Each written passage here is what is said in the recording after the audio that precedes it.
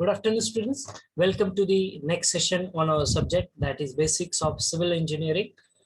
In our previous session, we have started with our unit number 3, correct? So that part we have started in our unit number 3. So let's take a recap of our previous session, then we will proceed further then. So in our chapter number 3, we have begun our chapter with the definition of the word buildings. So can you repeat it at once? What are the buildings? Can you repeat once again? What are the buildings? Anyone from you?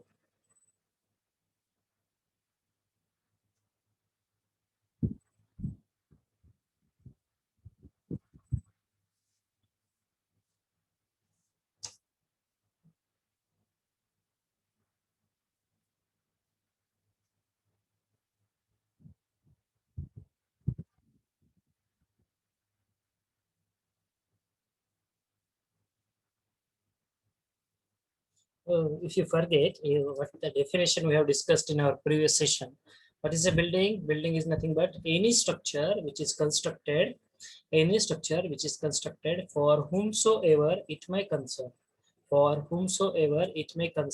and for whatsoever purpose, that is utilized for the human habitants or for the sheltering of the human beings, and that structure we called it as the buildings. Okay, I think you have just forget the definition which we have discussed. Okay, so don't going to forget anything. Now you have to face your exam within few days from now. Okay, so start preparation accordingly. So after the buildings, we have gone through the two major components of the buildings, like your substructure and the superstructure. Okay, so what are the substructure? The substructure is nothing but, can you define, repeat the definition at once? What are the substructure? It is the part of your building which is below the ground level. The example of our substructure is nothing but the foundation. Okay. After that, we have studied the definition of the word superstructure. What are the superstructure? Superstructure, it's a part of the building which is above the ground level.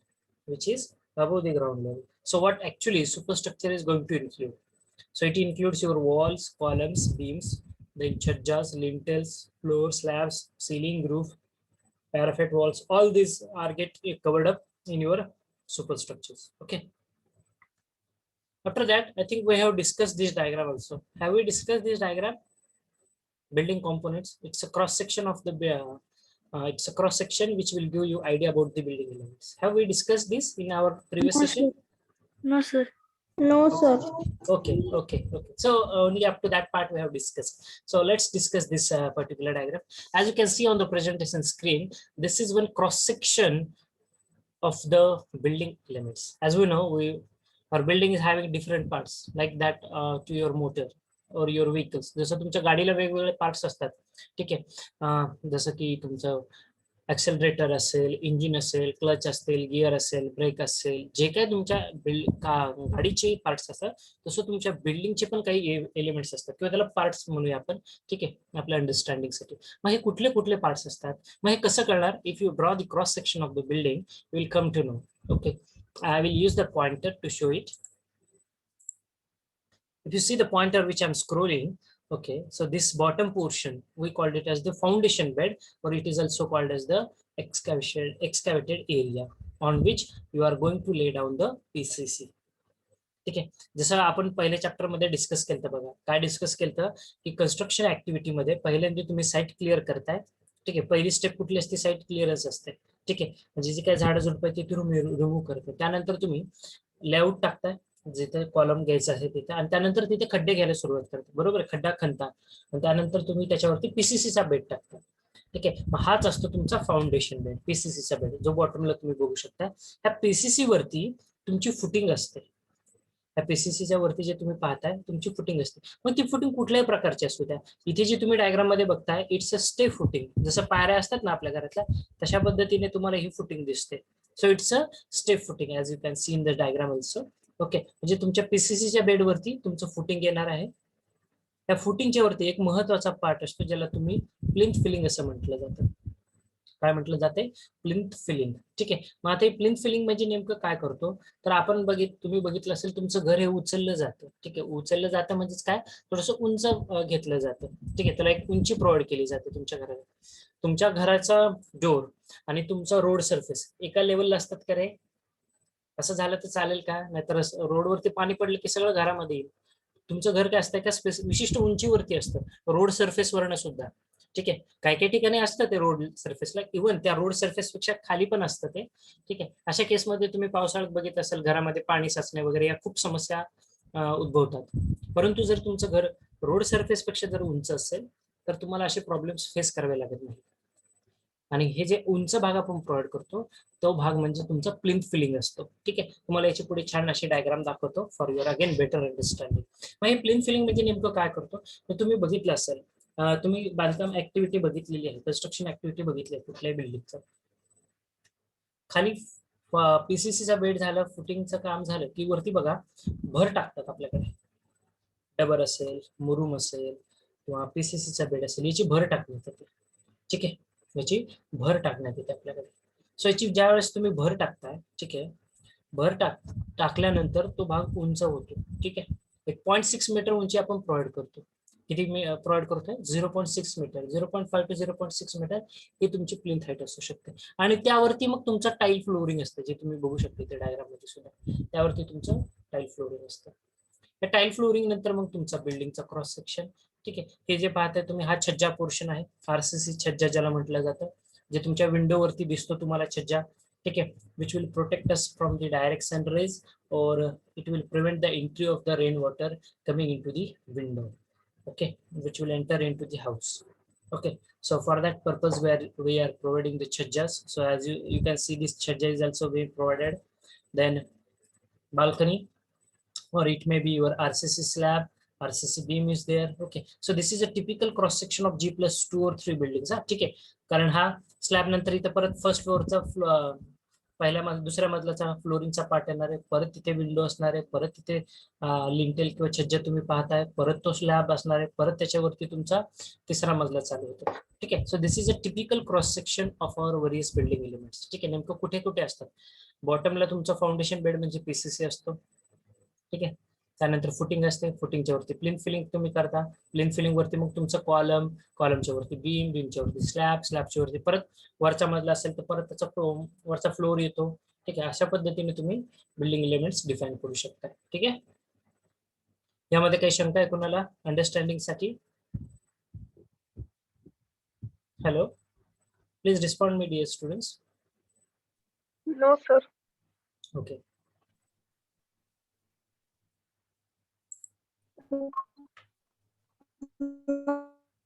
okay. Anybody wants to say something?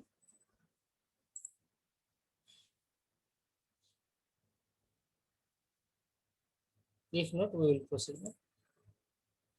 So components of the substructure. So what are the components of our substructure that we are going to discuss? The first component of our substructure is nothing but the foundation.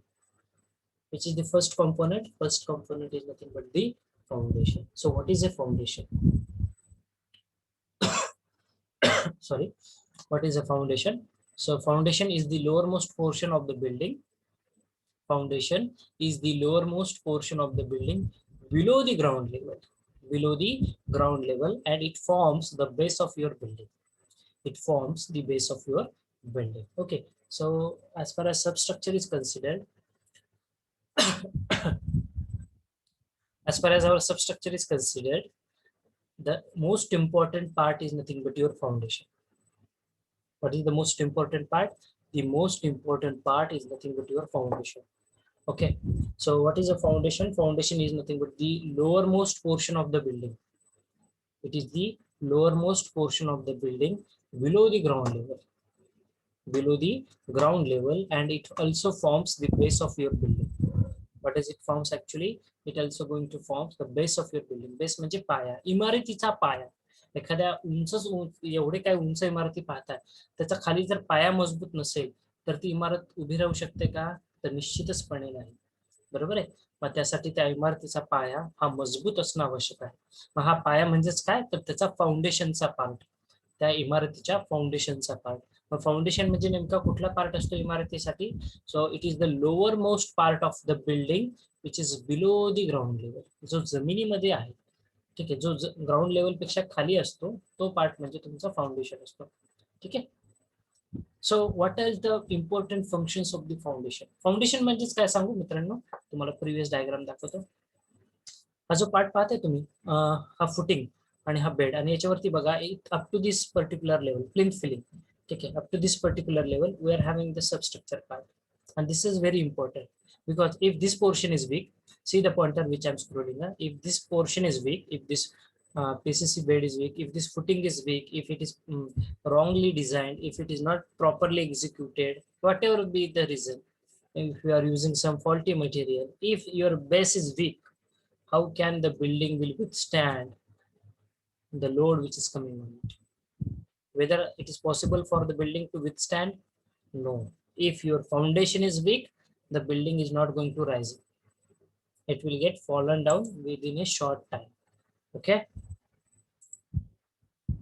So foundation, that is the portion which is related with the footings and with the PCC bed. Okay, beneath that. So the foundation is the lowermost part of your building, which is below the ground level and which forms the base of your building. So what are the functions of the foundation? Let's discuss one by one. So first function of the foundation is to transfer the total load. What is their first function? Is to transfer the total load coming on the building. To transfer the total load coming on the building to the larger area of the soil. Okay. To transfer the load, whatever the load which is coming on the building, it may be the self weight of the building, it may be the live load of the building, it may be the snow load. Suppose snowfall is there, some snow load will be there. Okay, or it may be a wind load, it may be any kind of load, it may be any kind of load which is coming on the building. With the help of the foundations, we can transfer that load to the larger area of the soil.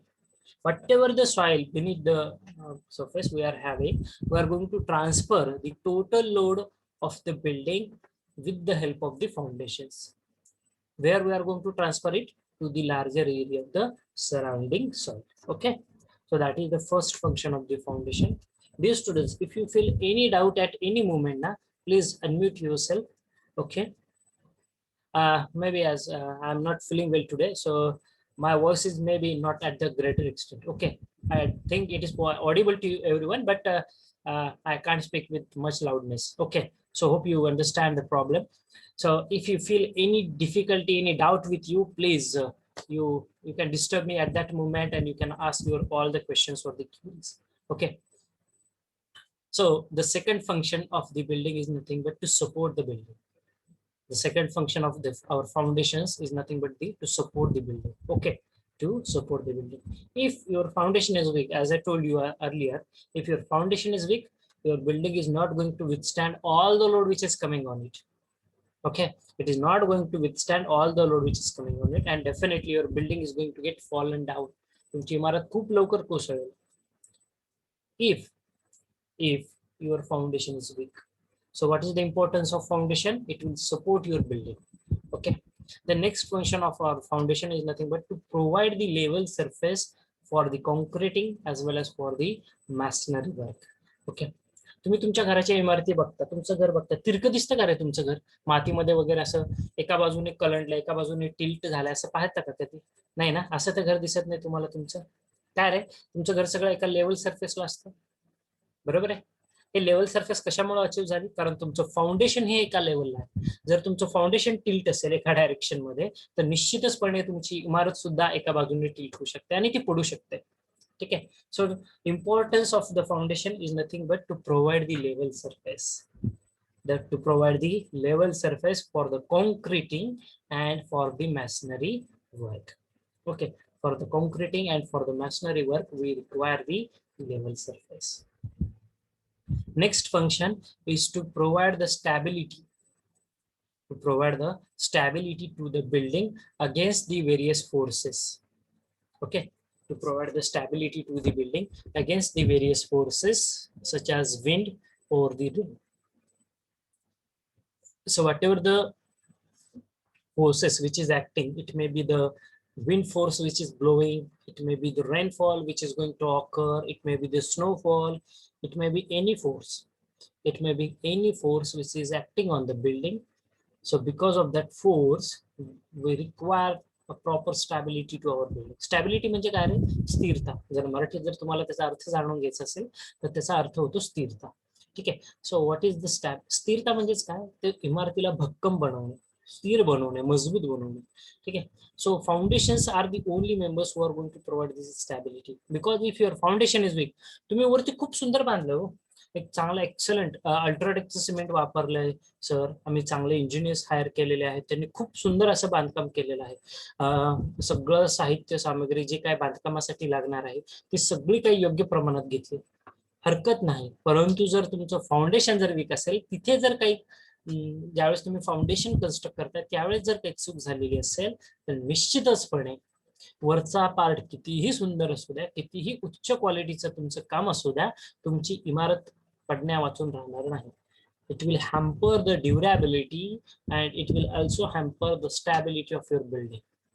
Okay, so why this foundation, as I continuously repeating my words, why it is important to have a strong foundation? Because if you have because this foundation will going to provide the stability to your building. Okay, this foundation will going to provide the stability to your building.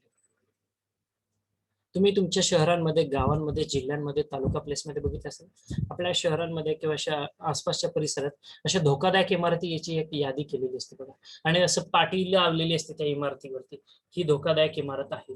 धोकादायक इमारत म्हणजेच काय, तर त्याची actually service life किंवा त्याची जी design life होती त्या इमारतीची, ती कुठेतरी संपुष्टात आलेली आहे. ती इमारत कदाचित 10, 20, 50, 100 वर्ष जुनी असणार आहे आणि आता ही इमारत पडणार नाही, कधीही पडू शकते. अशा धोकादायक इमारती म्हणून लिहिलेलं असतं. ठीक आहे. So we need to identify the causes and we have to provide the remedies for the same. Okay. Materials, which materials we can use for our foundation? Basically we will provide the two basic materials, that is RCC and PCC. Okay, now can you differentiate these two words? What is RCC and what is PCC? Can you differentiate these two words? Anyone?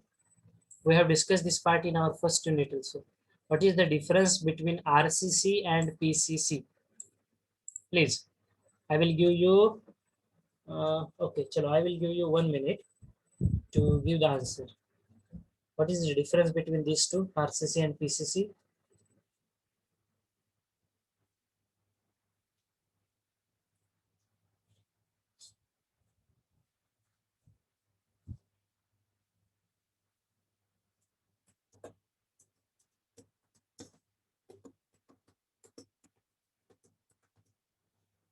Do you get the meaning?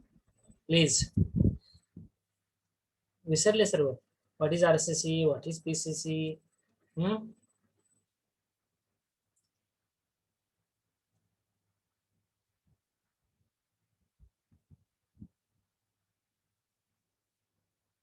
Yes.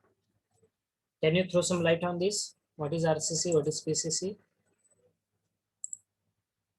I will ask randomly. Yeah, chalo. Om, Sohel, Aditya, Abhijit, Shivani, Saili, Aishwarya, then Shubham, Sudarshan, Ritesh, Suraj, Asmita.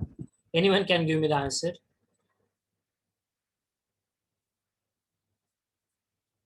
Ranjit,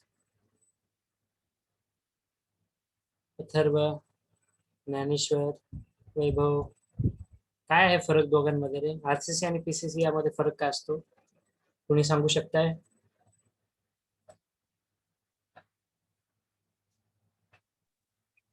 PCC is thin and lighter than RCC. Okay, but why it is thinner and lighter than RCC? My next question to you. Okay, which materials actually we are using as far as our PCC and RCC is considered? Please tell me. Sir PCC मध्ये फक्त concrete use केलं जातं आणि RCC मध्ये mixture असतं. कशाचं mixture असतं RCC मध्ये? Steel and concrete. Sand. Yes, very good, very good. In one line also I am expecting the same answer. Okay, sand mana, sand, coarse aggregate, then your cement, water. Along with that we are using the reinforcement. in your RCC, that is reinforced cement concrete, and in plain cement concrete, we are just taking the mixture of sand, porous aggregate, cement, and your water. Okay, very good. You are giving the answer. Chalo. Next part, yes. The next part for the discussion is nothing but the Sir. plain. Ha, bola. विदेशात आपण जे पाहतो wooden houses असतात त्याला foundation require असतं. Wooden houses, but on which platform they are provided? That is again very important. Na? Okay. You know. Hello. Huh. So for the wooden houses which have been provided, na, so on which part they are provided? Actually, that is again very important. Okay. Jar they, like it's like a, suppose RCC structure, okay, then definitely they require also the foundations. Okay. Though the nature of the foundation or the style of construction will be different, but still they require it. Okay. Wooden. असं कुठलंच foundation असं कुठलं माझ्या मते घर नाहीये की ज्याला फाउंडेशनची गरज नाही पडत. ठीक आहे. ते वुडन हाऊस म्हणजे किती वरती 100% तुम्ही वूड वापरा कुठे सुपरस्ट्रक्चरला, परंतु खालचा जो भाग असेल ना फाउंडेशनचा, हा फाउंडेशनचा भाग मात्र निश्चितचपणे तुमचं तुमच्या त्यामध्ये त्या भाग पार्ट्स मध्ये कुठेतरी कॉन्क्रीट म्हणा किंवा डबर मुरुम या गोष्टींचा वापर केलेला असतो. ठीक आहे. कम्प्लिटली प्लेन फक्त वुडन वरतीच नाही सर पूर्ण घर उभे आहे नाही, त्याचा ऍटलिस्ट जो बेस तरी असेल, हा बेस तरी ते त्याद्वारे असू शकतो तो. ठीक आहे. आणि कम्प्लीट वुडन म्हणता येईल तर कम्प्लीट वुडन पण आहे, अशा पण टेक्निक्स आहेत. पण काय होतं प्रॉब्लेम, त्याचं जे फाउंडेशन लेड केलं जातं ना खाली जमिनीमध्ये, तर त्याच्यामध्ये ते वुडन फिक्सिंग जे राहतात ते महत्वाचा रोल प्ले करत असतात. ठीक आहे. कारण काय असतं, लाकूड जे आहे वाळवी लागणे किंवा तुम्हाला माहिती आहे मॉइश्चर खूप मेजर अटॅक होऊ शकतो मॉइश्चरचा सुद्धा लाकडावरती. ठीक आहे. कुठलाही अति उत्कृष्ट क्वालिटीचं लाकूड असू द्या, सागवान वगैरे असू द्या. ठीक आहे. But definitely the environmental conditions will going to affect. ठीक आहे. सो निश्चितचपणे खाली फाउंडेशन जी टेक्निक असेल ही टोटली डिफरंट असणार आहे. That will depend on the which type of base they are having. Okay. I hope I have cleared your doubt. Yes. Okay sir, thank you. हा, अजून काही विचारायचं असलं तर प्रश्न विचारू शकता तुम्ही.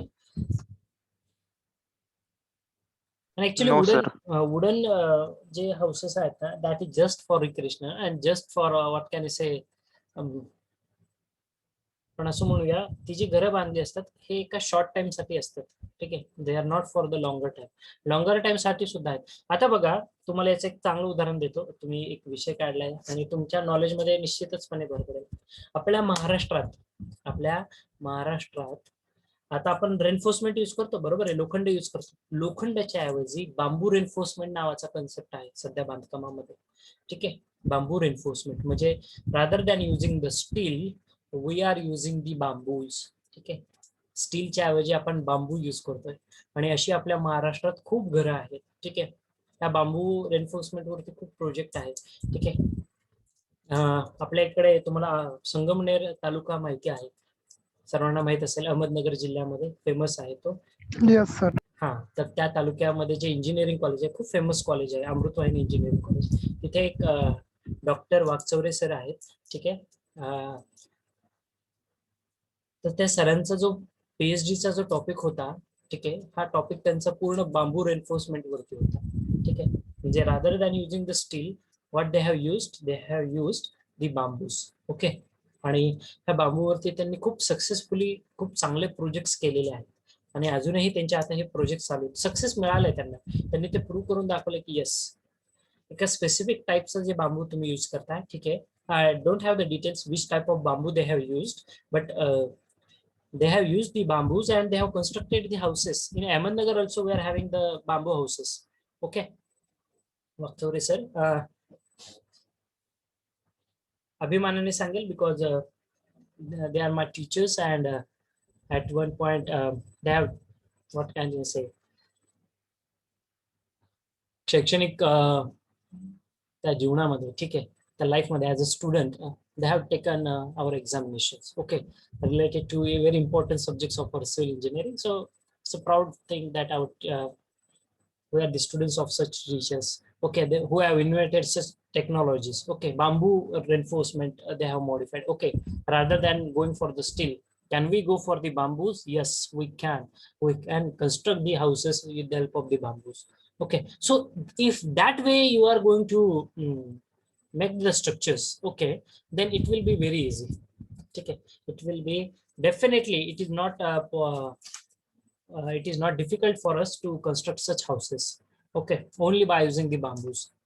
If you say no sir, मला संपूर्ण लाकडाचंच घर बांधायचं आहे, इव्हन तुम्ही हॉटेल्समध्ये वगैरे बघता अशा पद्धतीने बांधलेले आहेत असे काही खूप सारे, पण त्याचा एक पर्पज, सिंपल पर्पज असतो की एक ऍस्थेटिक व्ह्यू, म्हणजे त्याचा एक्सटर्नल व्ह्यू जो आहे हा इम्प्रूव्ह करण्यासाठी तसे फिनिशिंग टच तसे किंवा त्या पद्धतीने त्याचे बांधकाम करण्यात येते, पण त्याचा हाय मेंटेनन्स कॉस्ट असतो, हेही तुम्हाला सांगतो.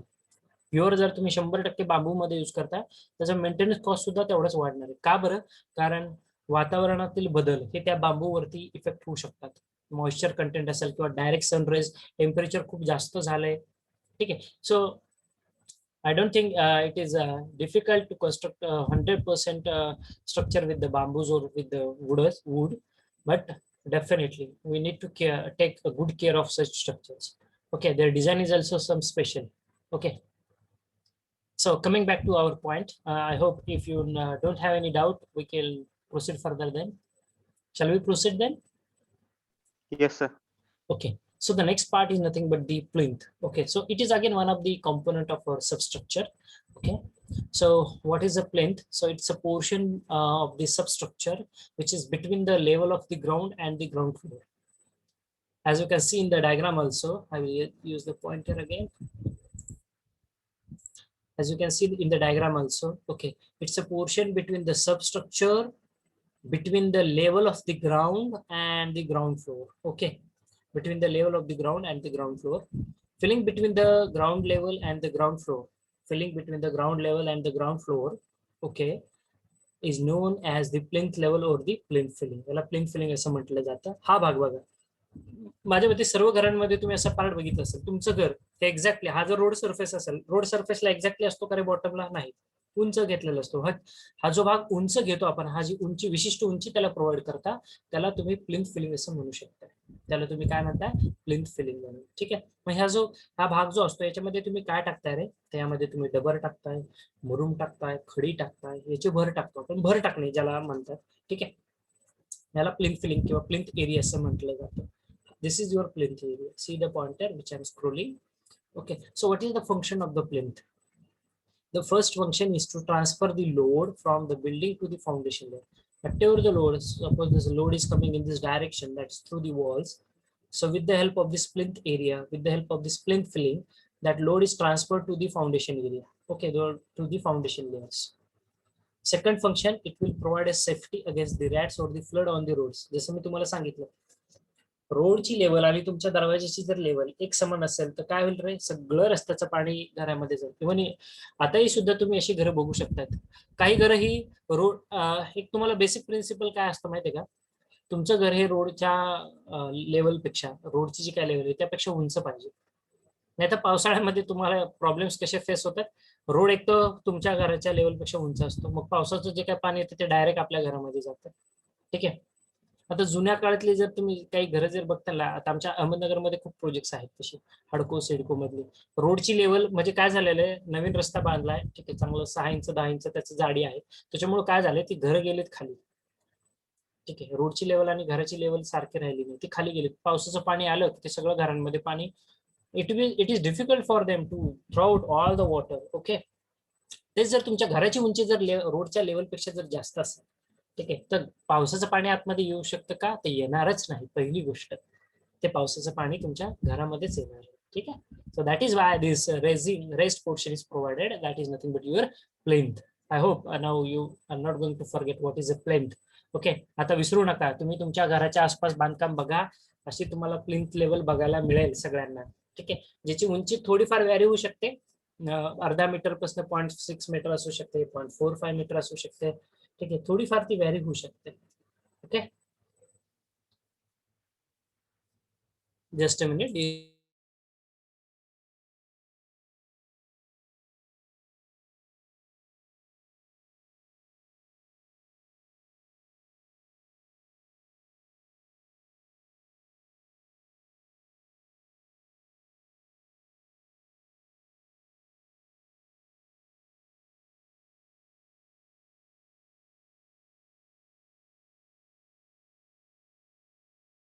Sorry for the disturbance. So I hope now plinth is, this part is clear. Any doubt in plinth or understanding the concept of plinth? Hello sir, हा बोला. ताजमहल पण ह्याच्यावरच उभारलाय ना सर? कुठला? ताजमहल. हा, प्रत्येक घरामध्ये तुम्हाला प्लिंथ फिलिंग बघायला भेटेल, असं काही नाहीये. ठीक आहे, almost in all houses. Okay, almost in all houses plinth ही जी उंची असते ना, हा घराचाच भाग आहे. ठीक आहे, हे काय, it is not something special that we have design. It's a part of your home. Okay, तुम्ही घर बांधत असताना बघा भर टाकण्यात येते, कॉमन आहे, सगळ्यांना माहिती आहे. घर आपण थोडंसं उंचावरतीच घेत असतो. ठीक आहे, सगळीकडेच प्लिंथ आहे. I don't know whether it is been provided in the Taj Mahal. Okay, we have to study the foundation of Taj Mahal then. Okay, we have to visit and we have to technically see. We will get weather details of the Taj Mahal. Okay. Okay sir. Yes, yes. Because I really don't know because about the foundation of the Taj Mahal. Technical point of view आपल्याला थोडंसं त्याचा study करावं लागेल, कारण भारतामध्ये असे खूप historical structures आहेत की ज्यामध्ये असा काहीच पार्ट नाही. जे आपले बिल्डिंग आता जी आपण टेक्नॉलॉजी यूज करतो ना, ठीक आहे, की बाबा आधी खड्डा साईट क्लिअर करता, त्यानंतर आपण खड्डा घेतोय, त्याच्यामध्ये तुमचं फुटिंग येतंय, फुटिंगच्या वरती मग तुम्ही ग्राउंड लेवलच्या वरती मग परत तुमचे प्लिंथ फिलिंग येते, मग तुमचं वरती फ्लोअर असतो, फ्लोअरच्या वरती मग तुमचे कॉलम बीम स्लॅब तुम्ही उभे करताय, मग वॉल कन्स्ट्रक्ट करताय. ठीक आहे, आपल्याकडे काही काही असे स्ट्रक्चर्स आहेत, हिस्टॉरिकल स्ट्रक्चर आहेत की जे आजही कुठलाही बेस नसताना, कुठलाही फाउंडेशन नसताना त्यावरती उभे आहेत. ठीक आहे, बेस नसताना म्हणजेच काय, दगडावरती बाबा. ठीक आहे, एक असा डोंगराळ हा कठीण दगडाचा असा परिसर आहे आणि त्यावरती एखादं घर आहे, त्याला काही कुठलं फाउंडेशन खाली खड्डा खांदून कॉन्क्रीट वगैरे भरला असं काही प्रकार आहे. असे खूप स्ट्रक्चर आहेत. ठीक आहे, आपल्या भारतामध्ये. I don't know really the details of the Taj Mahal. Okay, I will check it. Okay, how the foundation is there of Taj Mahal. Okay, maybe I will search on the internet and if I get some information, I will let you know. Okay, of some historical monuments we will discuss that. आता बघा चांद baby किंवा चांद मिनार आहे. ठीक आहे, चांद बेबीचा महाल नगर जिल्ह्यामध्ये आहे. Foundation तुम्हाला कळणार नाही, इतक्या उंच डोंगरावरती इतका मोठा उंच महाल बांधू शकतो का? किंवा जर तुम्ही चार मिनारचं जर एक्झाम्पल घेताल हैदराबादमध्ये, ठीक आहे, इतका उंच ते मॉन्युमेंट आहे, मग त्याचं खाली फाउंडेशन कसं असेल? तितकं स्ट्रॉंग असलं पाहिजे ना. मग हे फाउंडेशन कसं असू शकतं? पूर्वीच्या काळी लाईम कॉन्क्रीट खूप वापरायचे आणि स्टोन मॅशनरी होतं जुन्या काळी. आजही तुम्ही जुन्या काळातली दगडी घरं बघा, तुमच्या गावात अजूनही तुम्हाला बघायला भेटतील दगडी घरं. ठीक आहे, दगडाची कम्प्लीट स्टोन, तिथे काय तुम्हाला वीट वगैरे दिसणार नाही. स्टोन मॅशनरी त्याला म्हटलं जातं. ठीक आहे, स्टोन मॅशनरी हा शब्द वापरतात त्यासाठी. तर मग कशी बांधली जायची? दगड आणि त्याला एक स्पेसिफिक शेप मध्ये त्याला कन्वर्ट करणार आणि मग दगड आणि ते दगड एकमेकांना घट्ट बसवण्यासाठी लाईम कॉन्क्रीट वापरायचे. चुना आणि सिमेंट त्याचं ते मिश्रण जे आहे ना, माती, त्याचं ते मिश्रण बनवलं जायचं. ते खूप घट्ट राहायचं आणि ते एकदा चिकटलं की निघत नव्हतं. ठीक आहे, आजही तीच क्वालिटी आहे, पण आता ते वापरत नाही. ठीक आहे, लाईम मॅशनरी वापरू शकतो, पण स्टोन मॅशनरीची, कम्प्लीट स्टोन मॅशनरीची घरं तुम्हाला आता बघायला मिळणार नाही. ठीक आहे, एखाद दुसऱ्या ठिकाणी बघायला भेटतील, पण फार कमी. आता आपल्या सगळे आपण ब्रिक्सच यूज करतो. ठीक आहे, घरांसाठी. जुन्या काळातले पण मात्र जे राजवाडे वगैरे जे होते हे सगळे स्टोन मॅशनरी मधले. ठीक आहे, बघा तेव्हा 1500-1600, आता आपले गड किल्ले बघा तुम्ही 1500-1600 शतकातले आहेत ते, आणि अजूनही ते टिकून आहेत, तग धरून आहेत. ठीक आहे, काहीतरी पाठ त्यातला तग धरून आहे. मी असं म्हणणार नाही की 100% एकदम खूपच चांगला स्थितीत आहे, पण आजही ते सद्यस्थितीमध्ये काहीतरी तग धरून आहे. आपली घरं विचार करा, 100 वर्ष धरा, चला फक्त 100 वर्ष तरी टिकतील काय? कारण आत्ताच्या जे घरांची लाईफ आहे ना, आता जी घरं डिझाईन करतो आपण इंजिनियर्स, त्याची डिझाईन लाईफच 50 वर्षे, 50 ते 75 जास्तीत जास्त फ्रेम स्ट्रक्चरचे. त्याच्या पलीकडे नाही, त्याच्या पलीकडे तुम्हाला ते घर पाडावं लागणार. ठीक आहे, आणि मग तिथं परत नवीन घर उभं करावे लागणार. आणि ते राजवाडे किंवा ते किल्ले जे 16व्या-15व्या शतकामध्ये बांधलेले आहेत, ते अजूनही म्हणजे 500-600 वर्ष त्याच्यापेक्षा जास्त डिझाईन आहेत, अजूनही ते टिकून आहेत, सद्यस्थितीमध्ये चांगले आहेत. ठीक आहे, म्हणजे बघा त्यावेळेसची कन्स्ट्रक्शन तिथं त्यावेळेस काय सायन्स होतं का रे? त्यावेळेस काय जेसीबी क्रेन वरती सामान न्यायला काही साहित्य होतं का? नाही, पण इतक्या उंचावरती इतकं उत्कृष्ट बांधकाम होतं. ठीक आहे, त्यावरती आपण फार भाष्य करणार नाहीये, पण लक्षात असू द्या की प्लिंथ फिलिंग जे आहे हे ऑलमोस्ट तुम्हाला सगळीकडेच बघायला भेटेल. आता तर 100% बघायला भेटेल. तुम्ही खेडेगावात घर बांधा, कुठेही घर बांधा, ठीक आहे, भर टाकून म्हणजे घराची उंची ही थोडीशी घेतली जाते वरती. ठीक आहे. आपण बघा आपल्या घरावरती कधी पण एंटर करत असताना 2 किंवा 3 पायऱ्या असतात. डायरेक्ट ग्राउंड लेवल म्हणजे बाबा रोड आहे, रोडवरनं डायरेक्ट घरामध्ये एंट्री मारली असं होत नाही. पायऱ्या दिलेल्या 1-2 टप्पा, 2 तरी टप्पे देतात. 0.6 मीटर हाईट जी असते. ठीक आहे. Okay. So I hope plinth I have covered up and you will get clear idea what is a plinth now. Let's proceed further. The second part of our substructure is nothing but the DPC. Now what is a DPC? In simple words, I will try to put it. I'm not going detail about this. It's a horizontal barrier between the substructure and the superstructure. What is a DPC? Dam proof course. It's a horizontal barrier. Barrier means काय अडथळा किंवा एक layer. It's a horizontal layer between the substructure and the superstructure. Between the substructure and the superstructure of the building, which will prevent the entry of the moisture. What does it do? It will prevent the entry of the moisture through the capillary action. ठीक आहे.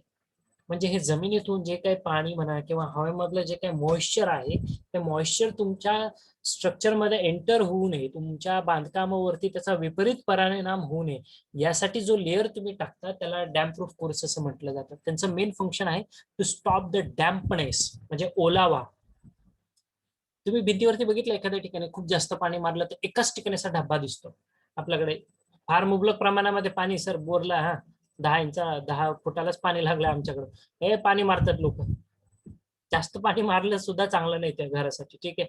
एका विशिष्ट प्रमाणात पाणी मारावं लागतं. मग हे जर कदाचित तुमच्याकडून पाणी जर जास्त मारण्यात आलं तर तुम्हाला तुमच्या घरामध्ये असे पॅचेस दिसतात, डब्बे दिसतात तुमच्या घरावरती. ठीक आहे. पॅचेस. आणि हे पॅचेस म्हणजेच काय? They are indicating yes there is a dampness. There is a dampness. ठीक आहे. किंवा even in the moisture also. कधी कधी काय होतं, अचानक खूप ऊन पडतं. ठीक आहे. आपल्याकडे वेदर कंडिशन्स काय कॉन्स्टंट नाही आहेत. उन्हाळ्यामध्ये 40 डिग्रीच्या आसपास तापमान आहे, 40 पेक्षा जास्त जात आहे. तेच हिवाळ्यामध्ये अगदी 2 डिग्री, 5 डिग्री, 10 डिग्री पर्यंतचं तापमान आहे. मग विचार करा, आपल्याला जर थोडा बदल झाला तर आपल्याला सर्दी जुकाम होते. ठीक आहे. तर तुमचं घर जे आहे, जे कॉन्क्रीटचं बनलेलं आहे त्याच्यावरती किती विपरीत परिणाम होत असेल. निश्चितचपणे परिणाम होतो. तो फक्त आपल्याला सांगतोय, ते काय बिल्डिंग स्ट्रक्चर आपल्याला सांगू शकत नाही. ठीक आहे. आणि हा परिणाम म्हणजेच काय, तर डॅम्पनेस होतोय त्याच्यामध्ये, म्हणजे पॅचेस दिसतात. कधी कधी प्लास्टिंग किंवा तुमच्या घराला क्रॅक जायला सुरुवात होते. जर तुम्ही फॉल्टी कन्स्ट्रक्शन केलं असेल, पॅचेस दिसतात तुमच्या घरावरती. ठीक आहे. मग हा जो पॅचेस वगैरे आहेत हे प्रोटेक्ट करण्यासाठी जो लेअर तुम्ही टाकता. आता याचं अजून एक तुम्हाला सिंपल उदाहरण सांगतो म्हणजे तुम्हाला अजून क्लिअर आयडिया. तुम्ही तुमच्या घराच्या स्लॅबमध्ये, आता तुम्ही टीव्ही मध्ये बघताय डॉक्टर फिक्सिट हे ऍडव्हर्टाइजमेंट बघितली. Doctor Fixit water proofing agent हे ऍडव्हर्टाइज सगळ्यांनी बघितले असेल. स्लॅब मध्ये तुमचं स्लॅब गळतं ना, घर गळतं तुम्ही म्हणत असता, मग ते गळू नये यासाठी तुम्ही ते मिश्रण टाकता त्याच्यामध्ये. तसंच तुमच्या भिंतींमध्ये फार काळ ओलावा राहू नये किंवा ओलावा टिकून तग धरू नये म्हणून तुम्ही डीपीसीचा एक लेअर टाकत असता. कुठे टाकता? Between the substructure and the superstructure. See the location where it is provided. I will use the pointer. See the location. Okay, at this junction point between the superstructure and between the substructure we are having this part. Here again I have written one word, skirting. Do you know the meaning of this word skirting? Skirting या शब्दाचा अर्थ सांगता येईल का कुणाला? कुठे बघितले हा पार्ट? स्कर्टिंग म्हणजे नेमकं कुठे असतं बघा. हा खाली फ्लोर आहे तुमचा. बघा नीट लक्षात आहे, तुम्हाला लगेच आयडिया येऊन जाईल. हा खाली फ्लोर आहे आणि ही तुमची भिंत आहे आणि इथे बघा स्कर्टिंग प्रोव्हाइड केलं. हे स्कर्टिंग म्हणजे नेमकं काय रे? कुणाला उत्तर देता येईल याचं? स्कर्टिंग म्हणजे नेमकं काय?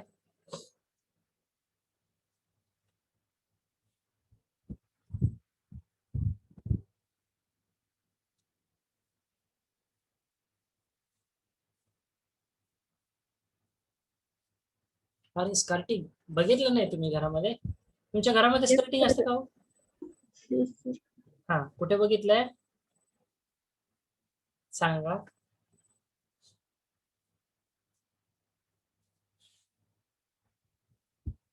हा, go ahead. Someone is speaking. Go ahead, go ahead.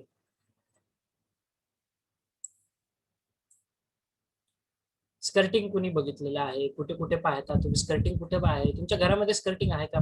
मला हे सांगा. आदित्य, सोहेल, सायली, नैना, ऐश्वर्या, मिस्टर यश. शुभम, सुदर्शन. हा, Yes, sir. स्कर्टिंग बघितलंय घरामध्ये कुठे असतं?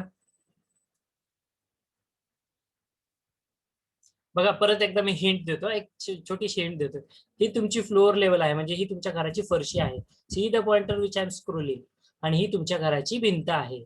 ठीक आहे, मग ही भिंत आणि हा तुमचा फ्लोअर, या पॉइंट वरती इथे स्कर्टिंग आहे. आता सांगा तुम्ही ही स्कर्टिंग नेमकं बघितलंय कुठे? ठीक आहे, तुमच्या घरामध्ये आहे का? Yes, Yes, sir. sir.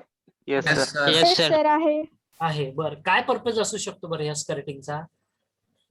Skirting म्हणजे नेमकं काय, आधी मला हे सांगा. मराठीत सांगा, चुकू द्या. म्हणजे नेमकं काय केलेलं आहे तिथं? घराच्या आतल्या बाजूला भिंतीच्या खालच्या बाजूला केलेली चौकोनी. हा हा हा, येस, करेक्ट करेक्ट आन्सर. आपण टाईल बसवतो, बरोबर आहे, टाईल बसवता तुम्ही. हा, ठीक आहे. मग कशासाठी बसवले रे?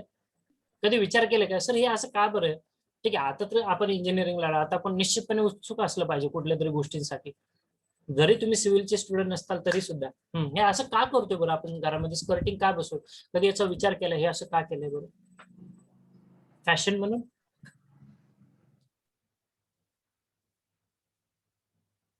तुमच्या घरामध्ये, सी द रिझन, तुमच्या घरामध्ये जे काही पाणी पडतंय, ठीक आहे, सपोज फारशीवरती पाणी सांडलंय, पाणी पडलं किंवा पावसाचं पाणी आहे, हे जर पाणी तुमच्या वॉलमध्ये जर कधी उतरलं, ठीक आहे, जर एंटर झालं तर निश्चितचपणे ते तुमच्या वॉलला डॅमेज करू शकतं. म्हणून हे फरशीवरचं पाणी वॉलला जाऊ नये म्हणून इथं फरशी बसवण्यात येते. त्याला स्कर्टिंग असं म्हटलं जातं. ठीक आहे, त्यांचा मेन पर्पज हा आहे स्कर्टिंगचा. जर स्कर्टिंग नसेल आणि जर तिथे कंटिन्युअसली जर पाणी झालं ना, तर हे पाणी through the voids in the walls असं त्या भिंतीमध्ये पाणी उतरतं आणि मग ते त्या भिंतीला डॅमेज करू शकतं. म्हणून इथे स्कर्टिंग प्रोव्हाइड करतात. हा त्याचा पहिला पर्पज आहे. आणि दुसरा external as a aesthetic view साठी सुद्धा तुम्ही कन्सिडर करू शकता. पण पहिलं टेक्निकल रिझन हे आहे. ठीक आहे, स्कर्टिंगचं. ते स्कर्टिंग पण जे असतं ना, रनिंग मीटर मध्ये लावत असतात घरामध्ये आपल्या. जर त्याची उंची 30 सेंटीमीटर पेक्षा जास्त असेल तर मग मात्र स्क्वेअर मीटर मध्ये आपण त्याचं कॅल्क्युलेशन करत असतो. ठीक आहे, बरं. यामध्ये काय अजून डाऊट कुणाला स्कर्टिंग बद्दल काही शंका? बघा, आपल्याला सगळ्या घराचं अख्खं घर आता माहित करून घ्यायचं नेमके कुठले कुठले पार्ट्स असतात आपल्या घरामध्ये. What again I will repeat, whether you are belonging to civil और not, but still you must know what are the components of the building. That is why this chapter is very interesting as compared with the chapter number 1 and 2. Okay, you find it interesting, that is my guarantee.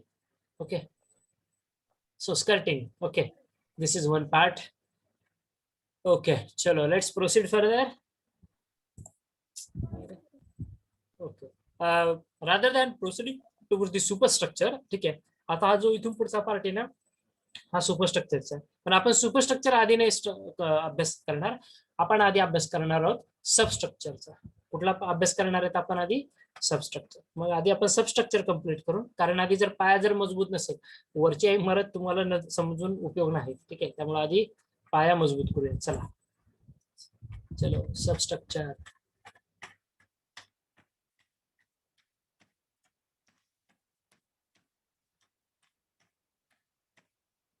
Yes, it is there. Yes. Okay. So substructure मधला महत्वाचा part foundation जो आपण discuss करत होतो. आता foundation दोन पद्धतीने provide करतात किंवा त्याचे दोन टाइप्स असतात. पहिला टाइप असतो फाउंडेशनचा, त्याला म्हटलं जातं शॅलो फाउंडेशन, आणि दुसरा टाइप असतो त्याला म्हटलं जातं डीप फाउंडेशन. ठीक आहे, पहिला कुठला प्रकार आहे? Shallow foundation. दुसरा प्रकार आहे डीप फाउंडेशन. ठीक आहे, मग शॅलो फाउंडेशन कधी प्रोव्हाइड करायचं, डीप फाउंडेशन कधी प्रोव्हाइड करायचं? ज्या वेळेस when d equals to or greater than, when d equals to or less than b, in that case you are going to provide the shallow foundation, and when d is greater than b you are going to provide the deep foundation. समजलंय? बर, चला आता explain करूया what is d and what is b. Okay, I know the doubt comes to your mind. So d stands for the depth of foundation and b stands for the width of foundation. Depth of foundation म्हणजे खाली किती घ्यायचं आहे मला, किती खोल मला माझं बांधकाम, माझं फाउंडेशन लेड करायचं आहे. ते कशावरती डिपेंड करेल रे? मला खाली किती उंचीवरती, खाली किती खोलीवरती जायचंय सांगा बरं. एक क्रायटेरिया मी तुम्हाला सांगितलं होतं, कुठल्याही बिल्डिंगचं फाउंडेशन ची डेप्थ कशावरती डिपेंड करते? Soil. Soil. Okay, one parameter, very close to answer but not it. Okay, so close it so far. So I very close to that. हा चलो think on it. कुठल्याही फाउंडेशन, कुठल्याही इमारतीची जर तुम्हाला फाउंडेशन लेड करायचं असेल तर ते फाउंडेशनची डेप्थ कुठल्या पॅरामीटर वरती डिपेंड करते, ती हार्ड डिपेंड सरफेस लागत नाही तोपर्यंत. Yes, correct. Very good. Okay, so unless and until we are having the hard surface or the hard strata, we are not going to lay down our foundation. That is very good. Correct answer. Okay. So unless and until you don't have the hard strata, we are not going to provide that foundation. So if in case, let's take one example. If my depth of foundation is 1 meter and width of foundation is again 1 meter. So in such cases, you will go for the shallow foundations. जिथे खूप कमी डेप्थला hard strata available होतो, basically 1 metre किंवा 1.5 मीटरच्या आसपास. ठीक आहे, जिथे खूप कमी डेप्थला मला हार्ड स्ट्रेटा अवेलेबल होतोय. ठीक आहे, अशा ठिकाणी हे शॅलो फाउंडेशन तुम्हाला बघायला मिळतील, की जिथे depth of foundation is equal to the width of foundation. ठीक आहे, हा कन्सेप्टच लक्षात ठेवायचा. शॅलो फाउंडेशन म्हणजेच काय, डी इज लेस दॅन और equals to B. What is shallow foundation? Depth of foundation is equals to or less than or equals to width of foundation. And what is deep foundation? Where we are going to provide when the depth of foundation is more than width of foundation. ठीक आहे, आता बघा आपल्या काही घरांमध्ये sir 5 metre खाली गेलो, 10 metre खाली गेलो, हार्ड स्ट्रेटच अवेलेबल आहे, पूर्ण काळी माती आहे. शेत जमिनीमध्ये जर तुम्ही बांधकाम करायला जाताल घरांचं, मग अशा केसमध्ये खाली 10 मीटर म्हणून काय फाउंडेशनची विड्थ तुम्ही 10 मीटर घेणार आहात? निश्चितचपणे नाही ना. आपल्याला त्या कॉलमची एक स्पेसिफिक साईज आहे, त्याच्यानुसार आपण फाउंडेशनची पण साईज आपण घेत असतो. जास्तीत जास्त 1 बाय 1 मीटर किंवा 1.2 मीटर, 1.2 बाय 1.5 मीटर असं एका कॉलम साठी घेऊ शकतो आपण. पण 10 मीटर खाली गेलो म्हणून काय 10 मीटर रुंदी घेत नाही. ठीक आहे, मग या केसमध्ये जर तुमची खोली जास्त आहे आणि रुंदी जर कमी असेल तर त्या केसमध्ये मात्र आपण डीप फाउंडेशनच करतो आपल्या घरासाठी. आता डीप फाउंडेशन बेसिकली कुठं करतो, जिथे मोठमोठे प्रोजेक्ट्स असतात ना, इंडस्ट्रियल बिल्डिंग, कमर्शियल बिल्डिंग किंवा मोठमोठे अपार्टमेंट्स तुमचे G+10 आहे, 10 मजली घर असेल, 20 मजली घर आहे, असे जे काही मोठे मोठे स्ट्रक्चर्स आहेत, अपार्टमेंट आहेत, कमर्शियल बिल्डिंग आहेत, हॉस्पिटल्स आहेत, जेवढे काय मोठमोठे स्ट्रक्चर आहेत. ठीक आहे, या सगळ्यांसाठी तुम्हाला जास्त as per my knowledge we will always go for the deep foundations. Okay, कारण खाली तुम्हाला वरती जितकं उंच बांधायचं, सपोज 100 मजली इमारत जर बांधायची असेल तर खाली तुमचं फाउंडेशन सुद्धा तितकं स्ट्रॉंग पाहिजे. मग जर खाली 1 मीटर वरती जर फाउंडेशन टाकलंय, मला नाही वाटत ते फाउंडेशन तक धरू शकतं, जर तुम्हाला हार्ड स्ट्रेटा अवेलेबल नसेल तर. ठीक आहे, धरणारच नाही. त्यामुळे तुम्हाला जोपर्यंत हार्ड स्ट्रेटा अवेलेबल होत नाही तोपर्यंत खाली जावं लागते. ठीक आहे, okay dear students, please wait.